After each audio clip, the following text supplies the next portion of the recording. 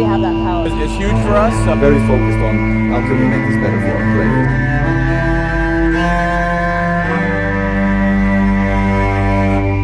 Hey folks, Ben Gilbert here with Engadget, and we've got Joystick's own reviews editor, Richard Mitchell. Hi, how you doing? And we're going to talk a little bit about E3 2013 and wrap things up. The motto for E3 2013 is, what's next now? Yes, they're competing with TGS for worst motto ever. I'm not quite sure what's next now, but there are some new consoles here, and there's also some stuff from Nintendo, right? There's a cat suit. Yes, we have the new Super Mario Brothers, Super Mario 3D Land 2? 3D World. Super Mario 3D World. But it's not a 3DS game. Not a 3DS game. It's a Wii U game, but it's Super Mario 3D Land. Right.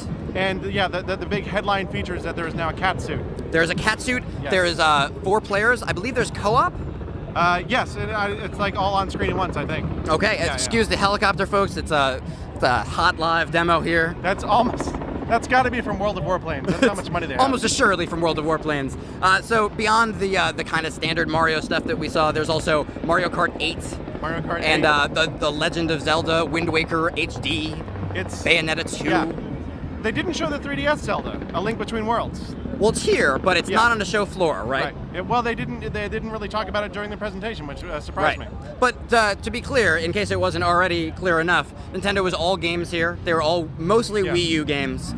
They had a big focus on stuff coming out this holiday. A lot of the stuff we just talked about actually is this holiday, right? I think even new Super Mario 3D World, I believe, is this holiday. Wind Waker is this holiday. Bayonetta 2 is still next year. But they were definitely here to showcase those games. And they also have that stuff at Best Buy, I believe. Yes, you can go play demos at Best Buy. Right, so you'll have to check Joystick for the local listings. If you look really carefully, you'll find Reggie Fils-Aimé hiding somewhere in the store. He might be. Just ready to pop out. Although he can't hide, he's too big. That's perhaps unfair, but the truth.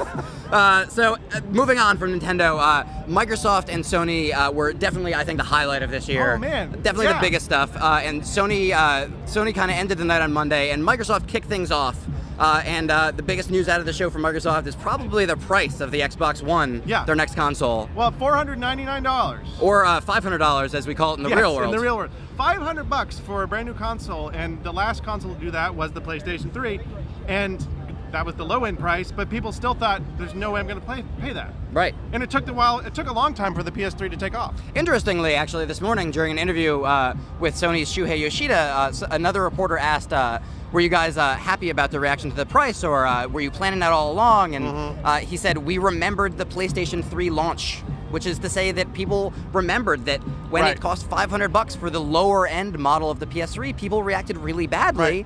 Not a surprise that they acted really badly, and they really targeted that $400 price point this year with the PlayStation 4. Of course, I mean, the Xbox One does have the Kinect bundled in, and some of that price has got to be there. It's absolutely there, I'm sure, yeah. The PlayStation 4, the new PSI, which is sort of Kinect-like, does not come with the PlayStation 4, so, I mean, but still, I mean, that's sticker shock. I mean, you could hear it in the crowd, just gasps. Yeah, Mark Rain of Epic Games was sitting in front of me during the Xbox press conference, and he, just like everyone else in the crowd, went, oh, and he's a very rich man, so that should tell you something. And watch your toes, folks. Ben Gilbert dropping names. Dropping names. Mark Rain, Shuhei Yoshida.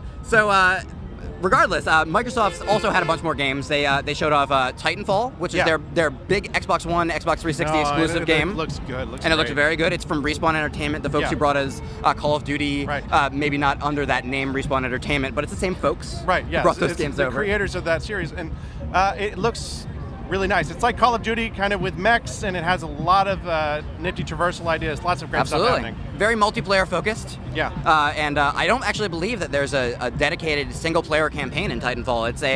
It's a mixed campaign, so the storytelling is in there, right? The seamless multiplayer idea was real big at E3 this year. Yeah, absolutely. Well, we're seeing a lot of changes for games at E3 this year, right? We're seeing a lot more free-to-play on consoles. We're seeing bigger MMOs on consoles. They launched a free-to-play Tekken during E3. It's available on PS3 right now. There's a free-to-play Tekken. There's Killer Instinct coming to Xbox One as free-to-play at launch. I didn't know that. That's I totally missed that. I read that on your website. There's What else? There's Elder Scrolls Online coming to PlayStation 4.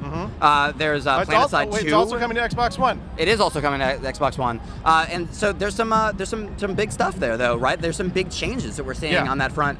In that moving in that respect to PlayStation later that evening on Monday, the big press conference day, they announced their price, which I think we talked about before, $400, which is $100 less than Xbox One, and I think consumers are probably reacting pretty positively to that. Right. Well, they're reacting positively to a lot of things that Sony said. Yeah, I mean, they specifically came out and they talked about used games, and they really came at Microsoft with that. Yeah.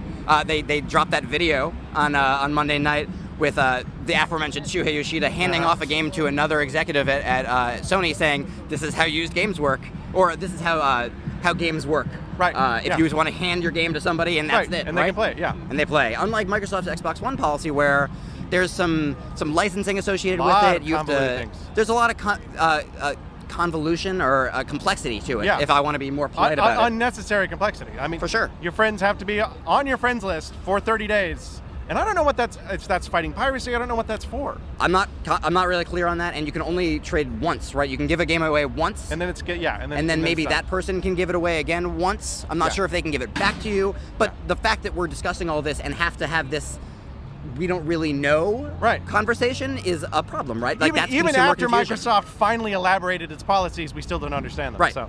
Right. So I think that.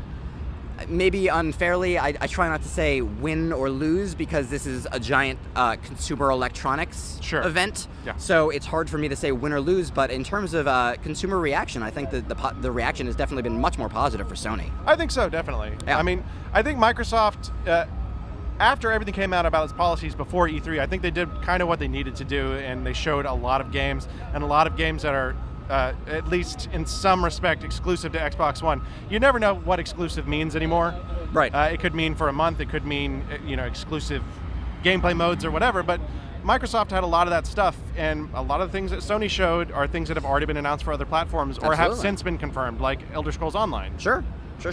And I think the big exclusive outside of Titanfall, I'm not sure what else there is, right? I mean, stuff like Final Fantasy 15 that was originally Versus 13, a game that was, I think, announced before the PlayStation 3 even launched. Is now Final Fantasy 15, but that's coming to both. Yeah. I mean, these big exclusives, I don't think exist on that same scale anymore. This story keeps happening because now the people behind Titanfall have actually said that it doesn't necessarily mean it's going to be on only Xbox forever. Right. And some of the other things that happened at the Sony conference, like the new game from the Bastion developers, the new game from Supergiant. Sure. That it Transistor, I believe it's called? Yes. Yeah. That's supposed to be really good, but it can go to other platforms. They said. It's a debut exclusive. Their deal with Sony does not prohibit them. PlayStation. That's PlayStation 4, excuse me. Yeah. Everything's muddling together a little bit at this point, so please excuse us. Not only that, but it seems like every game that you see at Sony's booth, it's like, oh yeah, this is on PS3, it's on Vita, and it's on PS4, and it ties into mobile phones somehow. So it's very confusing. Yeah, that's another big aspect of this, actually, is the mobile tie-in between the updates to Smart Glass on Xbox One and the PlayStation Mobile, or not PlayStation Mobile, but the PlayStation app that they are releasing. I saw a really cool demo for the PlayStation 4 with something called the Playroom, or I believe it's called the Playroom, and you can explore all these different things, but one of the main aspects of it is that you have some sort of a tie-in with the PlayStation iOS and Android app where you can draw things and throw them into the game, basically, and there's interactivity there, right? Beyond something that you're just using your controller or the camera or whatever else, there's all these other kind of second screen tie-ins, to use the popular marketing it's becoming so ubiquitous in all these new games. I just went to Nyko's booth, which is always fun because they have weird peripherals and things like that. They've made a cradle that you can put on your Xbox controller to hold the phone that you're going to be using for Smart Glass. Right. So it looks like a little handheld console all of a sudden, but so you can play your games and you can check your phone stuff, Smart Glass stuff, all at once without having to pick it up off the table or whatever. Right. And I looked at it like, that I can see how that would be useful. It's absolutely something that makes sense and scares me about the future at all at once. And another thing that is terrifying about the future is the Oculus Rift headset, which is very much here, the HD version, which is updated. There's also Eve VR here, which is the game from the folks who make Eve Online, thus Eve VR. Right. It's a 6-person multiplayer space combat game where you're inside of a spaceship and you can turn your head and look around the cockpit. Oh my gosh. And you're shooting and you can lock on missiles with using your view while you're flying straight forward. And it's really the first game that we've gotten a chance to check out that is made for VR, right? Like it's very much made for the Oculus headset. Okay, so it was designed with the Oculus in mind. Absolutely. Okay. And the gameplay is it's the experience of playing that is so much more interesting as a result. I don't It's not know just if the EVE tech Online demos. players need to get more immersed. That's perhaps a fair thing to say, given the extremity that niche of folks goes to Although, show you know, their it's going to come dedication. in real handy for editing the spreadsheets, because it's going to be like Minority Report. Just real-time spreadsheet editing with your headset, It's right? like, just like I'm doing it in real life. So that's really neat, and I think that stuff is, to me, like, it's so hard to not see that as the next generation over the console stuff. Well, you this know? is the conversation I keep having with people. It's like, other than like the mobile integration and stuff like that, it's like graphics alone, that's not really an innovation anymore. It's like more powerful systems. It's hard to tell how that makes things more innovative. Absolutely. But like yeah. VR, that's an obvious innovation. That's an obvious next step. So I think we're going to wrap, but that's pretty much E3 2013 in a nutshell. We'll have much, much more and deeper content if you'd like to visit us directly on the web at joystick.com and engadget.com. Thanks very much, folks. Thank you, Richard. Thank you.